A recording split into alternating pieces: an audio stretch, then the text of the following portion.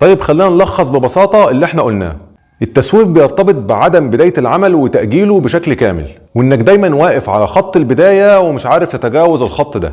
المماطلة انك فعلا بتبدأ في المهمة لكن بتتباطأ فيها يا اما عن عمد او بطريقة غير فعالة. يعني انت فعلا بدأت في العمل لكن بتسير بخطوات بطيئة او بتتوقف فيه كتير. يبقى يا صديقي التعامل مع التسويف والمماطلة بيتطلب منك فهم عميق جدا للفروق اللي ما بينهم، ولو فهمت الفروق دي هتحسن إدارة الوقت بتاعك وكمان هتتغلب على الحالة النفسية المصاحبة ليهم. طرق التغلب على التسويف والمماطلة. طبعا يا صديقي انا مش هسيبك كده من غير ما اقولك على بعض الطرق اللي تقدر بيها تتغلب على التسويف والمماطلة.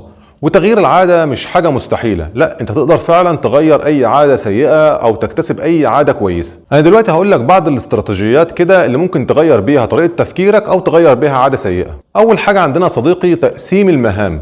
لو عندك مهمة كبيرة جدا جزأها لمهمات صغيرة، وده بيخلي بدايتك سهلة وبيخليك ما تدخلش في الإحساس بتاع الإرهاق والكسل المصاحب للمهمة الكبيرة. تاني حاجة تحديد الأولويات. اعمل قائمة دايما بالمهام وحدد فيها الأولى فالأولى والأهم فالأهم، وده بيخليك دايما تركز طاقتك في أهم حاجة وبعد كده بتتدرج لكل حاجة بالتدريج. ثالث حاجة كافئ نفسك دايما بمكافأة حتى لو صغيرة، يعني مثلا بعد كل مهمة صغيرة هتعملها ممكن مثلا تعمل استراحة أو إنك تشرب كوباية شاي أو كوباية قهوة، أي نوع من أنواع المكافأة اللي أنت شايفه يكون مرضي ليك وكمان يديك حافز على الاستمرار.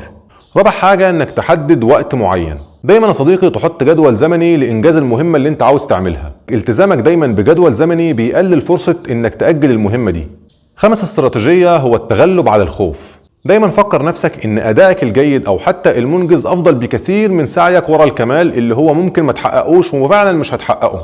لان الكمال او حبك لوصولك لدرجة الكمال هو عدوك الحقيقي لانجازك لأي مهمة.